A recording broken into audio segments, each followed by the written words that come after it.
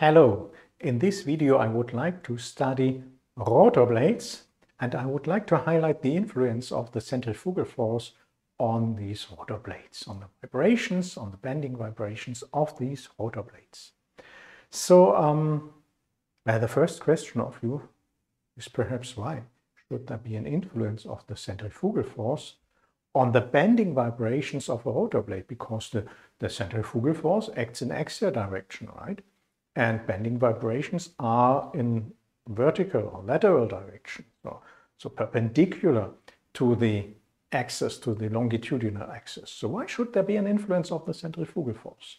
Well, the centrifugal force is a typical example of a so-called follower force. That is, it follows the deformation of the structure. And here you can see not the rigid blade, but a deformed rotor blade.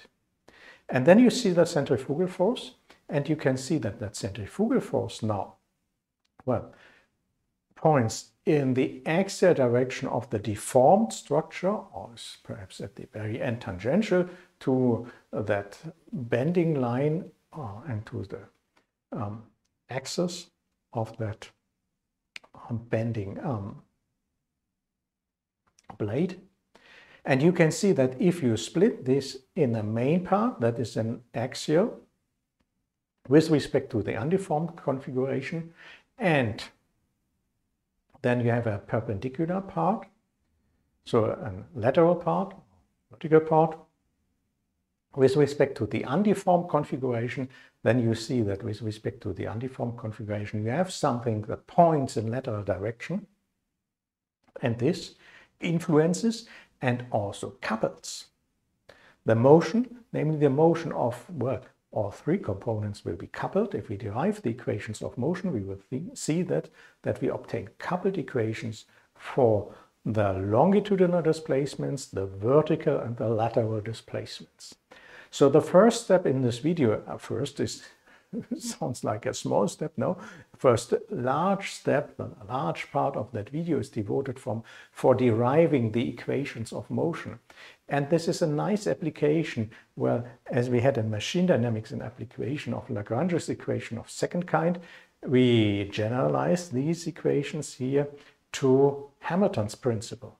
It's a nice exercise, nice repetition of, nice application of Hamilton's principle in the derivation of partial differential equation for continuum vibrations for, well, more complex structures. I mean, the structure is still quite simple, are more complex situations where we have such a follower force.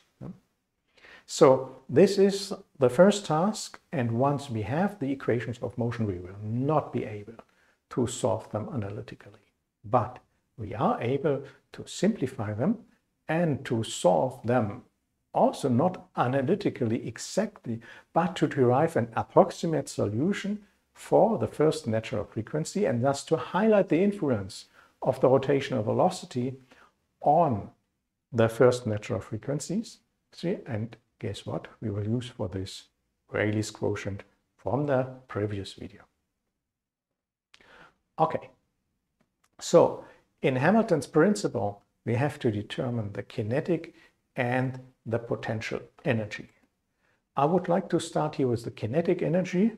The kinetic energy can be easily written in co-rotating principal axis. So for this, you just need the position vector, and you then would take the derivative with respect to time of that position vector. So the position vector is easy to obtain in co-rotating principal axis. So R0 would be the radius of, let's say, the rotor. Then we start to measure our coordinate x, so in axial direction, and we superpose the displacements, u in longitudinal direction, v in lateral direction, and w in vertical direction. So the two in the in-plane directions, and u would be the axial direction. And we consider a co-rotating axis because now the blade rotates, the x-axis rotates, and v and w point to the principal axis with respect to the second moment of area to bending, the bending principal axis. This is the basic idea here. Now, it's of course difficult to take the time derivative in co-rotating coordinates here. or co-rotating coordinate system, base vectors. Therefore, we transform back to space-fixed coordinates, and then we take the derivative in the space-fixed coordinates. This is done by, well, carrying out two rotations. The first one is from this principal axis to some intermediate coordinate system, and the second one would be to take the rotation of the rotor into account. The rotation of the rotor is with respect to an axis, to an angle phi.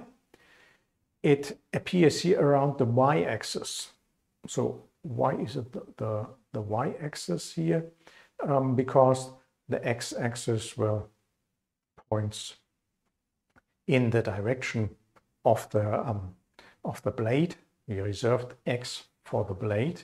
So the co-rotating axis, the second transformation that takes place to assure that we have principal axis, is then a rotation around the x-axis.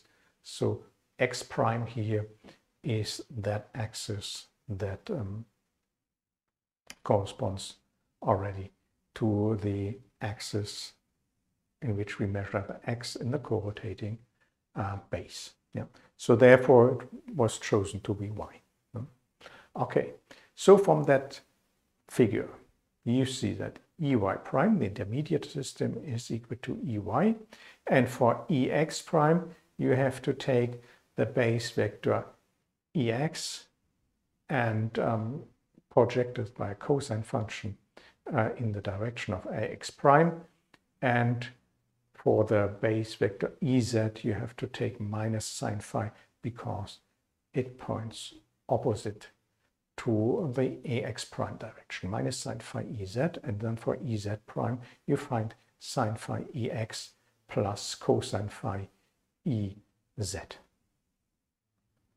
And the second rotation is then with angle beta, then to obtain, as you can see here, principal axis, and these were then the principal co-rotational axis, and they are denoted by lowercase letters. It's a little bit strange. Most often we use it the other way around. So the space-fixed coordinates are with uppercase letters, so sit here. The body-fixed co-rotational coordinates are with lowercase letters. So you see that Ex is equal to Ex prime, that's the axis of rotation. And then for Ey, we find that it's just the cosine beta projection of Ey prime, and the sine beta projection, so points also in the same direction, plus sine beta projection of Ez prime. It's that contribution here. And for Ez we have then minus sine beta Ey prime, because it points in opposite direction, plus cosine beta Ez prime, so classical transformations. We can define from these harmonic functions, we can define transformation matrices for these two rotations. Let's call them T sub 1 and T sub 2. T sub 1 for the first transformation, T sub 1 for the second transformation.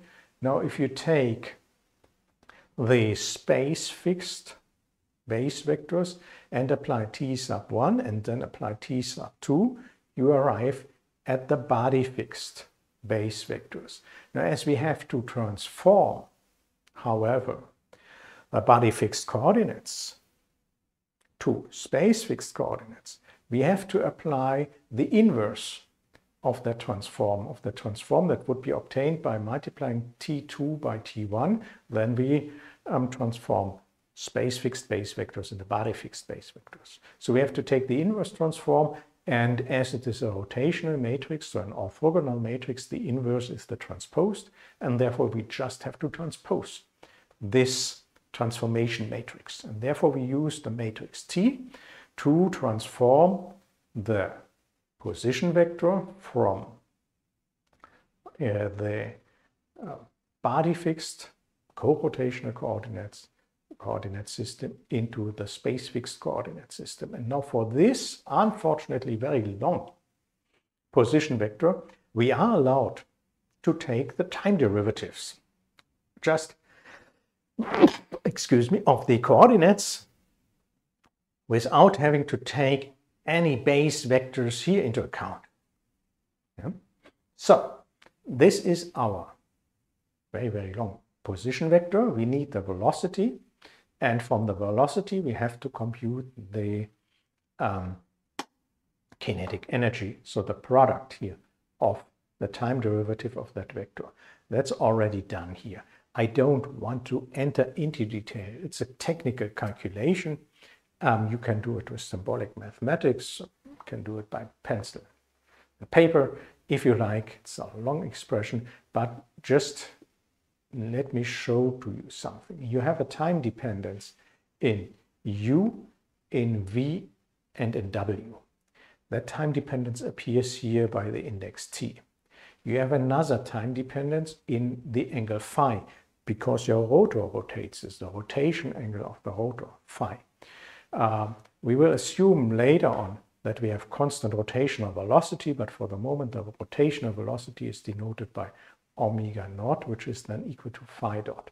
So if we take the derivative of the cosine functions and sine functions of phi, then you have to take the inner derivatives into account. What can you see in that representation? You see that you get the first order derivatives, which then, after application of the Euler-Lagrange equations, so the generalization of the Lagrange equations of second kind, will yield the corresponding accelerations in the equations of motion. You see that you have an influence of u here, namely of r naught plus x plus u. You see that you have some, well, influence here of omega and v with the cosine and the sine beta functions. You see that you have coupled terms where you have u on the one hand and vt and wt on the other hand, or ut and v and w here in that term. So there you have so-called mixed terms. You can relate these terms, if you look at the power of omega naught, you can relate them well to relative accelerations, to velocities or relative velocities at the moment. We are not yet at accelerations, at the motion of the reference system, so the body fixed coordinate system, and you see also the influence here of the centrifugal, of the Coriolis term, that will lead then later on to Coriolis accelerations. And you would see for the accelerations, the relative accelerations, the acceleration of the reference system, and the Coriolis accelerations. All this can already be seen, well, expected from that kinetic energy. Let's now move to the potential energy. And for the potential energy, well, we could use the classical results for the potential energy of bending. Namely, we have the bending stiffness times the second derivative of V or W squared. This was the result we had for the stator plate.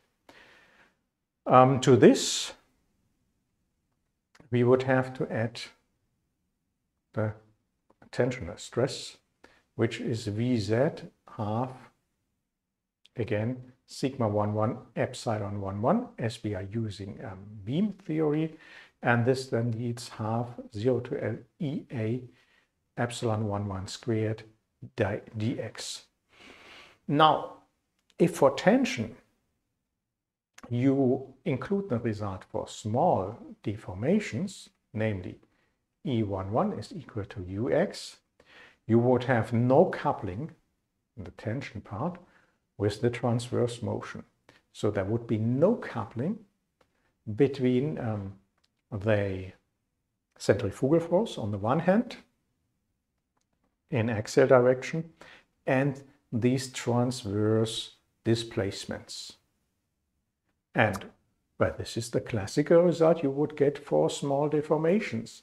You know that for small deformations, the reference configuration and the actual configuration cannot be distinguished.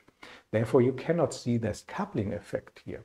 So therefore, this approach will not help us. It will not show the coupling between the axial and the transverse motion. Therefore, we have to take a closer look on continuum mechanics, I would say, and on this strain tensor and on this component of the strain tensor, which should be the green strain tensor and not the linearized one. So let's look at the green strain tensor for rods. So we have the undeformed configuration and we have the deformed or actual configuration. I denoted here the vector starting from some origin here by capital X, which is then x, y, z for the undeformed configuration to point to some material point, and for the deformed configuration by means of the displacement vector u, v, and w. So the vector itself is then denoted by u. We have capital X plus u, so which yields x plus u, y plus v, z plus w. From that, we define the deformation gradient that relates the differentials of these two, so one could say the line elements in the sense of tangent vectors to corresponding curves in the material or undeformed configuration and in the deformed or actual configuration. This is simply the relationship dx is equal to f d capital X, from which we derive that f is the gradient of the vector x, lowercase x, with respect to the uppercase x. No? Well, with this deformation gradient, we can introduce the green strain tensor, which is called here epsilon, but which is not linearized, as the difference of the scalar product of these tangent vectors. So the green strain tensor measures, well, with the scalar products, it measures the square of the norm of these tangent vectors, and it measures the difference of the square of the norm, so of the length, square of the length of these base vectors. Yeah? That is the basic idea. So on the left, for the first expression, we use the deformation gradient to transform two tangent vectors in the undeformed configuration, d capital X, and then we put the f on the right entry of the scalar product just by making use of the transpose. So we have dx times f transposed f dx minus dx times dx, and then we single out the factor ft f minus 1 dx, and that factor is up to a constant equal to the green strain tensor. So by definition, it is epsilon is half ftf minus 1. And now let's compute this half ftf minus 1 for our case for rods. Well, for rods, let's introduce the displacement gradient here, as we are dealing with the displacements, so with u, v, and w. So the displacement gradient is just the gradient with respect to the undeformed configuration of the difference between the position vector in deformed and undeformed configuration. Well, this amounts to being the first one being f, the deformation gradient, and dx by dx is then the identity matrix 1, denoted by 1, but it's an identity tensor, and if you fix the basis, then it's the identity matrix here. So h is equal to f minus 1. H transpose H that we need to compute, well, we need to compute f transposed f, but which will yield an expression with f transposed f, is then f transposed minus 1 times f minus 1, which is then f transposed f minus f transposed minus f plus 1. Let's plug in the result for f here. So f is equal to h plus 1. So we have ftf minus h transposed plus 1, which is then with the negative sign minus 1, minus h, and again plus 1, so minus 1 here, plus 1. And 1 is always the identity tensor or matrix here. So what we find is then F transpose F minus H transpose minus H, and then we have minus 1, plus 1. So in total we have a minus identity matrix. So we see that we have F transpose F minus identity matrix, which is the same entry as here. And we put H transpose H on the other side. So we have H transpose H, H transpose H, and then we have to take the factor of half. So this would be the green strain tensor, half H plus H transposed plus H transposed H. And this H and H transposed and the product here has to be evaluated for our rod, for the special situation that we have a one-dimensional structure. So basically where everything is done in one dimension. So we have to evaluate that quantity. So we take d by dx of u, v, and w. So we can have displacements in the three directions, but they are allowed to change only with respect to the axial coordinate, with respect to x, and not with respect to y and z, because the dimension is so small that there occur no changes in y and z direction. Yeah? So our displacement gradient here, h, is then just ux, vx, wx. So it is the first column, and the other two columns are 0. For epsilon, we then have h, so ux, vx, wx, and the two columns are 0. We have to transpose h, so from the first column we get the first row, and the other two rows are 0. And we have to compute h transpose h, so we have to multiply this matrix, and this yields just an entry for the first row, first column, namely the product of ux plus the product of vx plus the product of wx. So ux squared plus vx squared plus wx squared. Okay.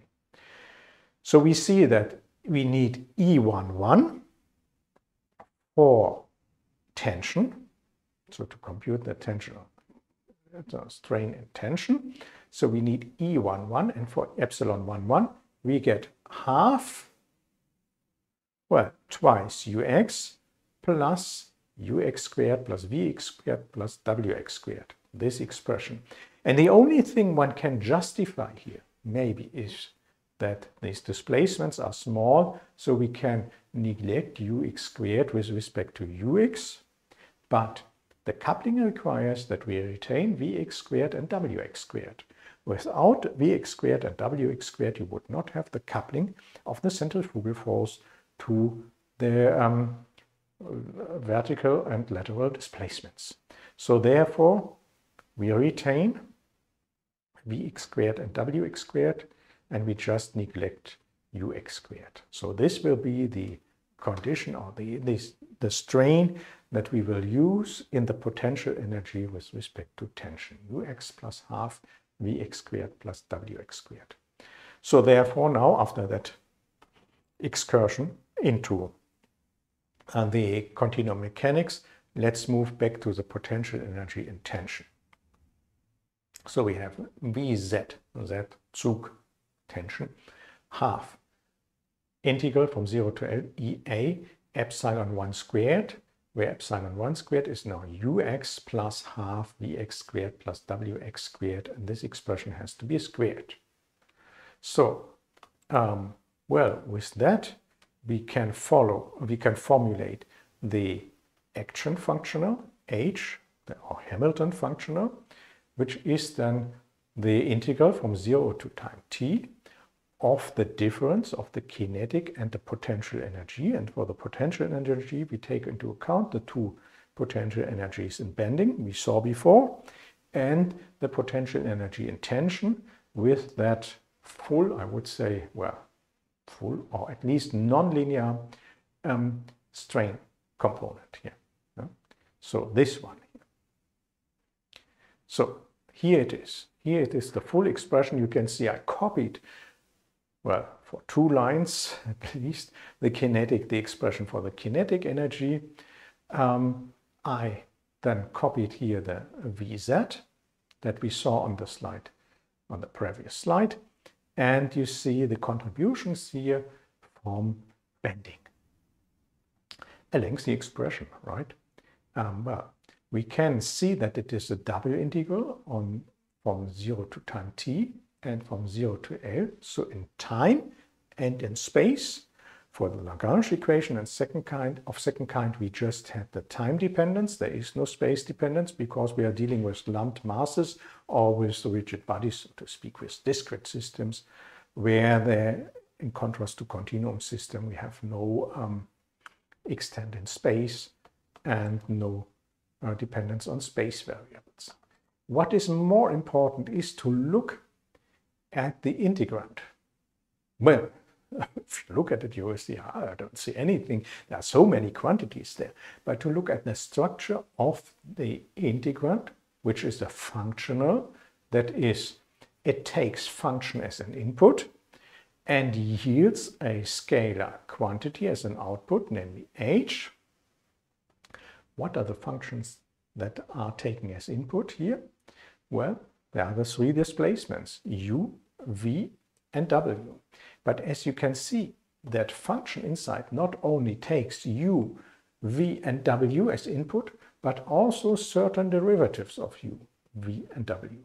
First, you see, you take from all functions the first order time derivative. And with respect to space, you take, let me see, where are the space derivatives? The first order space derivative of u. And for v and w, as we are dealing with bending, you will have second order derivatives with respect to the space variables. So in total, from a mathematical point of view, that expression here in the integrand is a functional of u, of ut, ux, and for v it's a v, vt, vx, v double x, and for w it's the same v time derivative, first derivative with respect to x, second derivative with respect to x.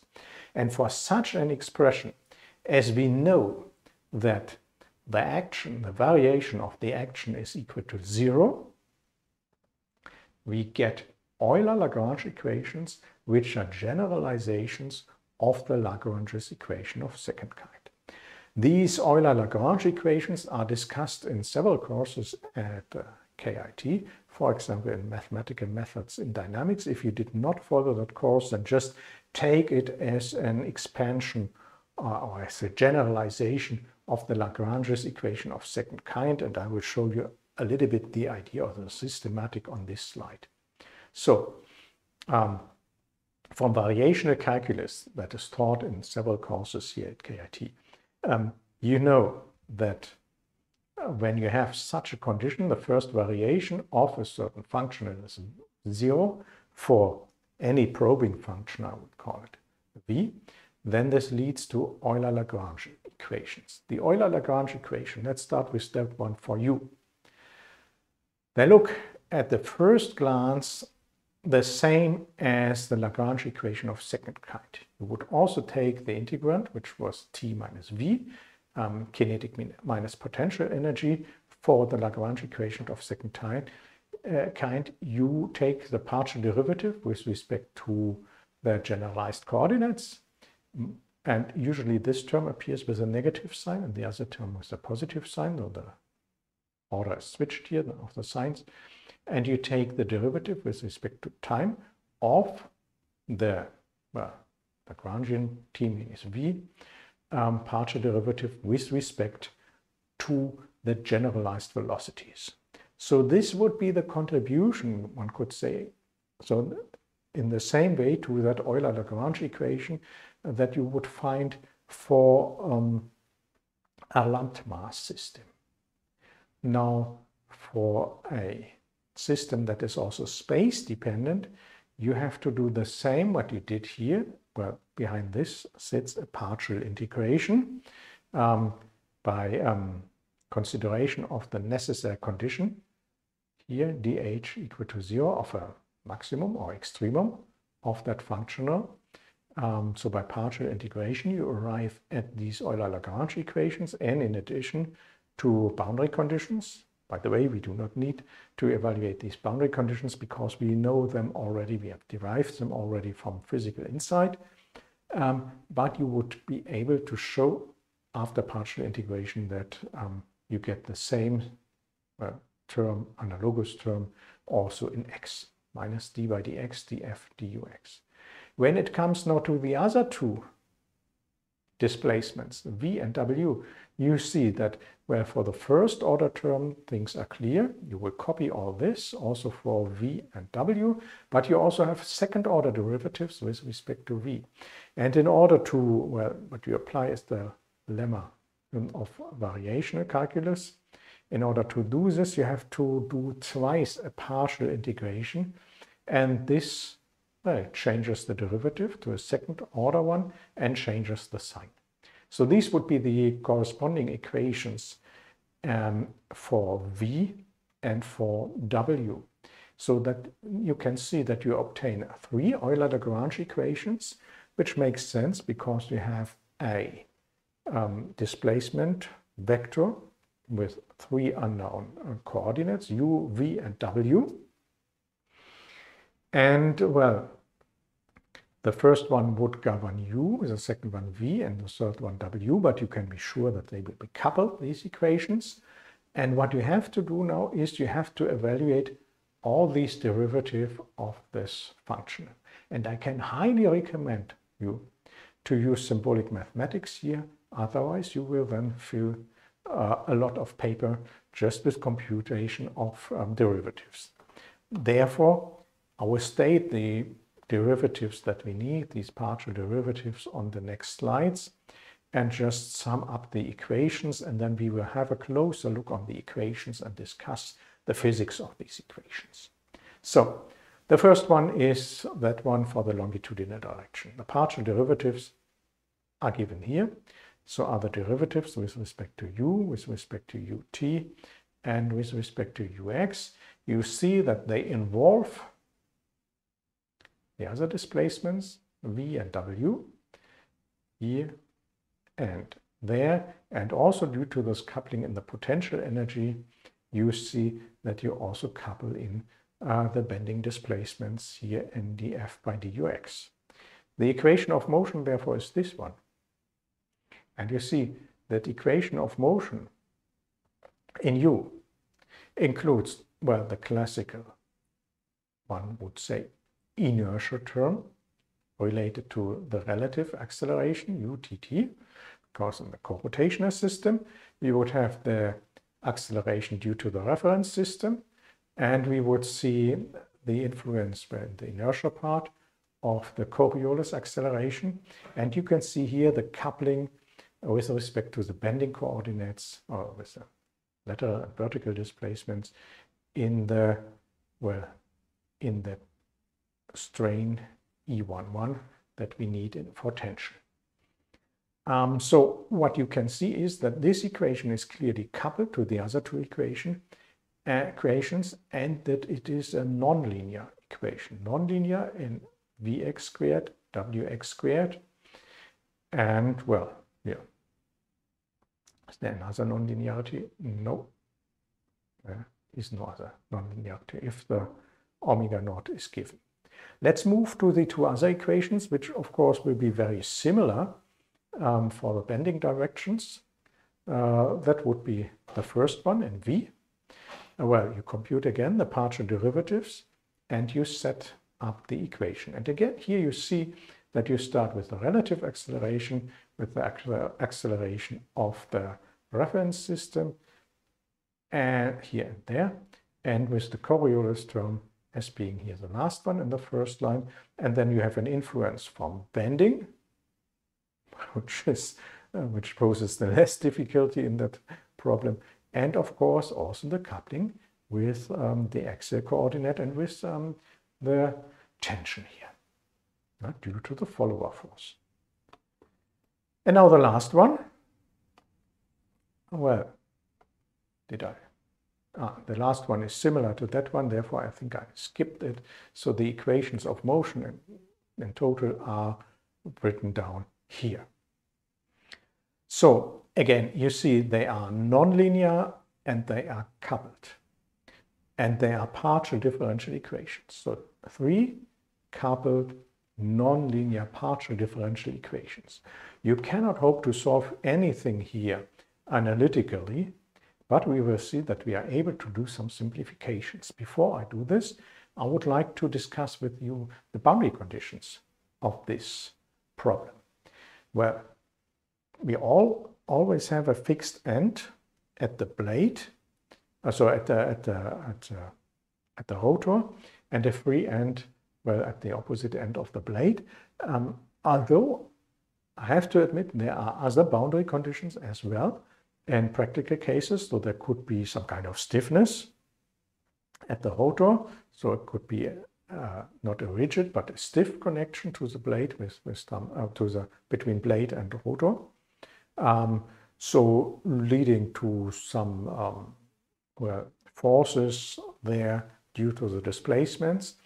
And also at the opposite end, there could be some connection between the blades, so relating the displacements of several blade spurs. That would be possible. But we will keep here with the simplest case of boundary conditions, so with a fixed end at x equals 0. So then all the displacements have to vanish there. And for the bending directions, also the first derivatives. So we have a cantilever beam here. And then at the opposite end, we have a free end. And now it's important. Well, these boundary conditions in V and W are well known to you from the previously studied stator blade. But now it's important when it comes to tension now to take the full strain into account. So, well, if you accept to introduce a nonlinear strain expression for the strain in the potential energy, then of course you have to do the same with the boundary conditions. So it's the strain E11 that vanishes at the free end, and therefore you have ux plus half Vx squared plus W half Wx squared. At x equal L, that has to be equal to 0. Okay, so we have now seen the full problem, the partial differential equations that are coupled, and these boundary conditions. Now let's try to get an approximate solution of that. So first of all, I will have a look at the longitudinal direction. And well, as you can imagine, in longitudinal directions, well, the vibrations are negligible. Basically, it's the rotation, and we will do a quasi-static approximation in the longitudinal directions because we are only interested in the bending vibrations, which occur in the two other displacements V and W. So we will neglect in a first step these time derivatives of all the functions included here. What do we retain then? So we lose the first term, we lose this term here, that term, and we just have the second one and the last one. If you have a closer look at the second one, then what you see, it includes a large R0, a large X, it's the actual position where you are at your blade, and a very, very tiny u, which are the displacements.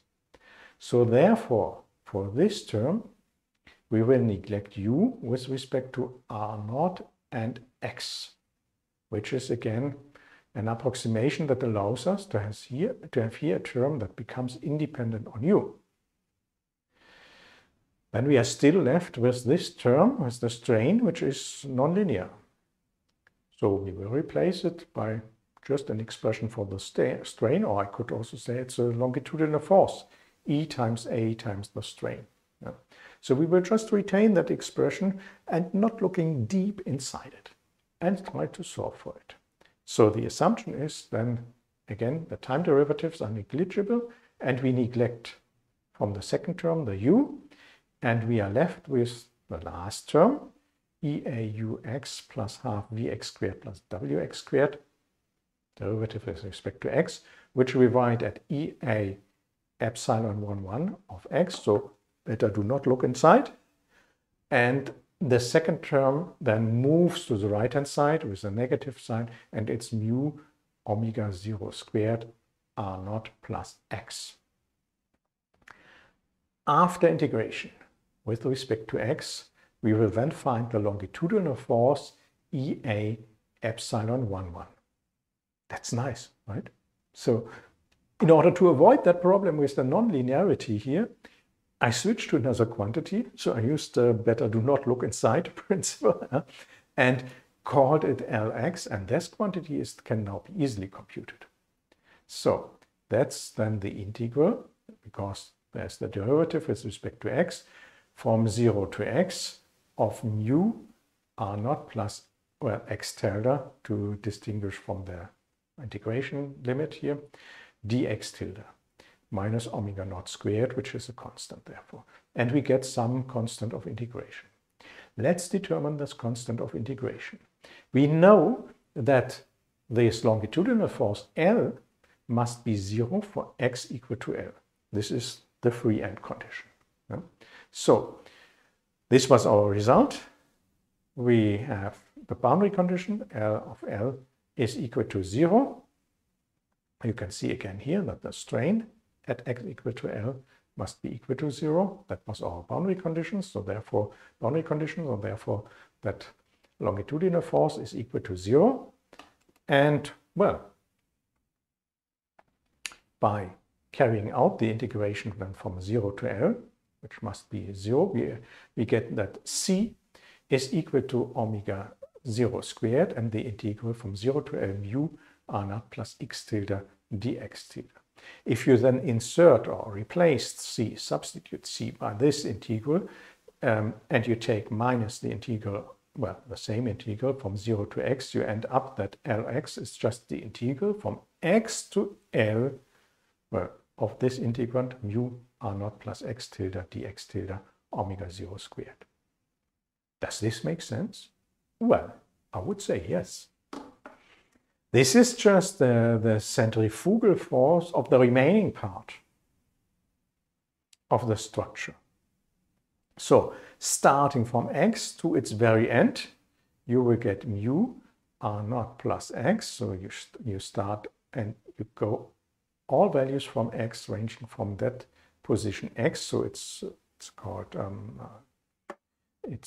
it's the reaction force, or the force that you obtain if you would virtually cut your structure at position x, and then would take the rest of that structure here, that blade, from x to L mu r naught plus x tilde. So you run over all these values x tilde starting from x to L omega naught squared, and you get that centrifugal force of the remaining part of the structure where you virtually cut your structure. That makes completely sense here with respect to a quasi-static approximation. So it gives a quasi-static result for that longitudinal force that you would expect from a stationary rotation of such a blade. So without neglecting all the dynamic effects in the sense of vibration, just taking the dynamics of the rotor into account. Now we have the two other equations that we still cannot solve. Yeah? So, for example, let's take the equation in transverse, or just one equation here in direction W. Well, what can be seen? First, we can use the result for L of x here. Because it's the same, it's L of x, which we have to multiply with Wx. So we can insert L of x and we linearize already the problem. So that's one thing we have to do. We linearize the problem. So we used our better do not look inside principle and our quasi-static approximation to get a linearization of the problem. However, the problem is still coupled. It's coupled to the longitudinal directions where we could say, okay, quasi-static approximation, we do not consider this term, but it's also coupled via the motion of the reference system to, well, between W and V. So V here, as this is the equation for W, it would have a coupling to the other bending direction. Now, the only way is then to neglect both terms and to argue that this coupling is small, and where we neglect, therefore, we linearize the longitudinal force, we neglect the Coriolis acceleration, which makes sense, yeah, due to the smallness of ut, and we neglect also the reference acceleration with respect to the other terms, so it does not mean that it is not there, but it appears here with omega and v, and we assume that the other terms,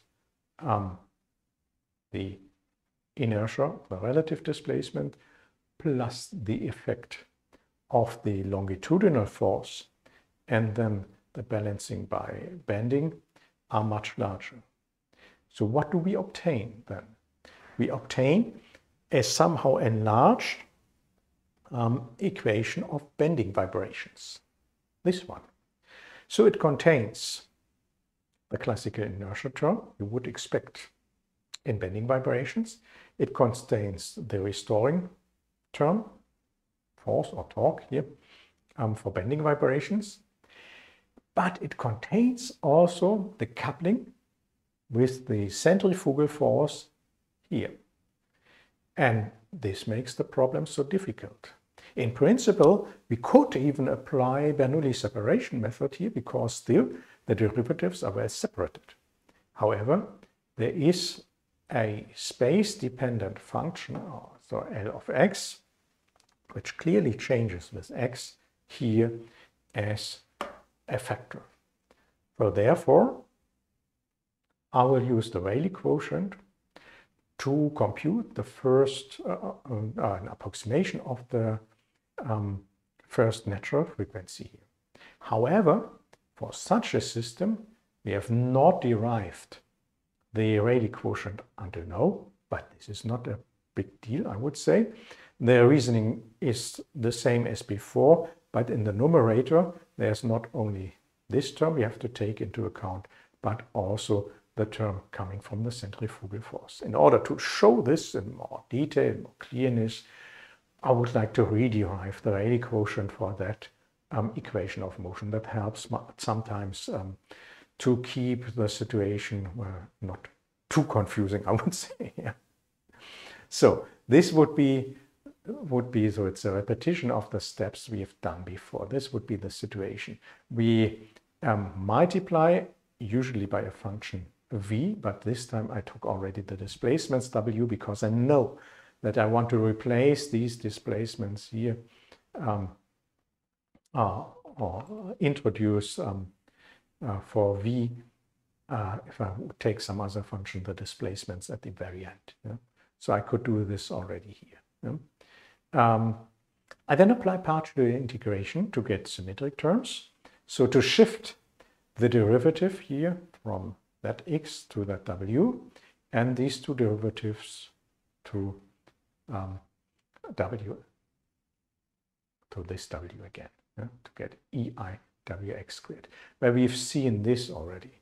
Now let's see, why can I use this? It's just a single partial integration without getting any additional terms at the boundary, without having to evaluate any additional terms. Well, because at the lower end, so at x equal to 0, clearly the condition that we have a cantilever beam applies, and therefore v and also the first derivative would be 0. On the opposite end, we have the free end, and therefore L is equal to 0 at x equal to L, and therefore all the boundary terms disappear here. Thus, we just have mu wtt w. We did not change this integral. The second one is change. It changes sign. So this is important to remark here. Lx wx squared dx plus 0 to L e I2 wxx squared dx. Now we introduce Bernoulli separation in order to let the natural frequency appear.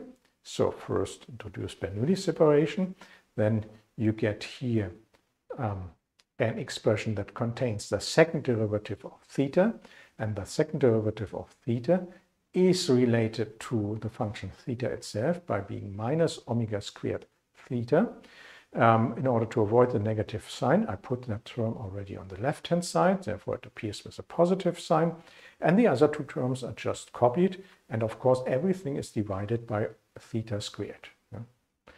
And the 0 is not correct here. It's an equation between that first term and the other two terms. That term moved on the other side, and therefore the 0 is not correct here. Okay. So, by dividing by the integral, well, after the omega squared, so the factor 0 to L mu omega squared dx, we then obtain Rayleigh's quotient. This one. Okay. And, well, what one can show, I don't want to show it again, is that this is larger than omega 1 squared. So we see that basically that due to the centrifugal force, that Rayleigh quotient is enlarged when compared to the Rayleigh quotient of bending beams by the term 0 to L Lx omega prime squared dx in the numerator. So, what can be said now about the influence of the centrifugal force? It leads to an increase in the potential energy by this term. All the quantities are positive there. So therefore, it leads to an increase of the natural frequency. The question is, how large is that increase? Well, let's look at this. So we approximate the first natural frequency without the centrifugal force. So for the stator blade, so to speak, by taking the mode shapes, we do not know. We are just interested in an approximation of omega 1 of the first natural frequency. By taking the mode shapes of the blade under influence of the centrifugal force, and therefore it's an approximation. Now we insert this approximation into our Rayleigh quotient, omega 1 squared, which is then still exact because we used the mode shapes for the correct blade, namely the blade under influence of the centrifugal force. We split this Rayleigh quotient into two terms.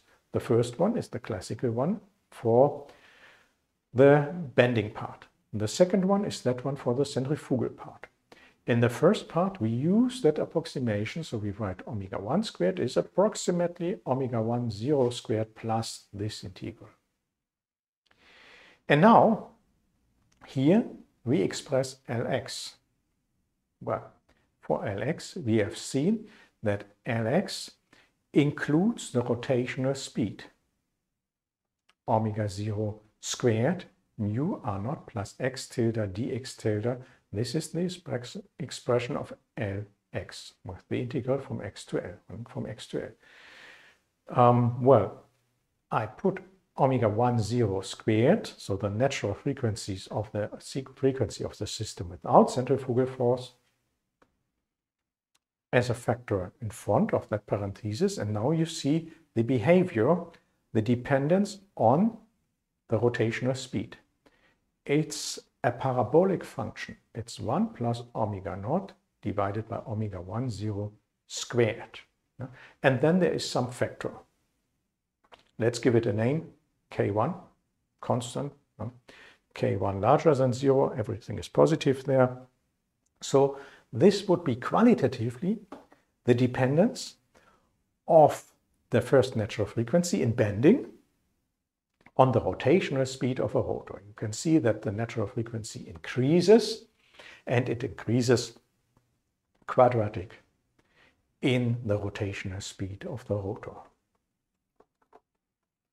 Well, with this, I'm at the end of this video. So what you have seen is, well, a long derivation of the equations of motion for the blade mounted on a rotor, rotating rotor. We have seen a careful study, I would say, of the influence of the centrifugal force. We had to modify the potential energy in tension in order to take the coupling effect of the centrifugal force, the follower force effect, into account. We have seen an application of an extension, I would say, of the Lagrange's equation of second kind, namely of Hamilton's principle in continuum mechanics, and a nice application of the Lagrange-Euler equation, Euler-Lagrange equation of variational calculus in order to derive the equations of motion. We saw that the equations of motion are partial differential equations, that they are coupled and that they are nonlinear. So terrible situation, but with respect to physical insight into the problem, namely quasi-static assumption in longitudinal direction, and well, the neglection of, I have to admit, a lot of terms, namely also the reference acceleration. That's a very crucial point here. For the two other directions, for the lateral and vertical directions, we were able to get an extension, a simple extension, I would say, of the equations for bending vibrations to that case of rotating, of blades mounted on a rotor, or rotor blades, rotating rotors with rotational velocity. And we have seen, by making use of the Rayleigh quotient, so by making use of approximations, we have been able to highlight the influence of the rotational speed, namely its quadratic, on the natural frequency, first natural bending frequency of these rotor blades. Well, that's all on free vibrations of these rotor blades. In the next and last video of this course, I will study with you the external excitation, so the particular solution to external excitation, and therefore also the design of these rotor blades. Thank you very much for your attention.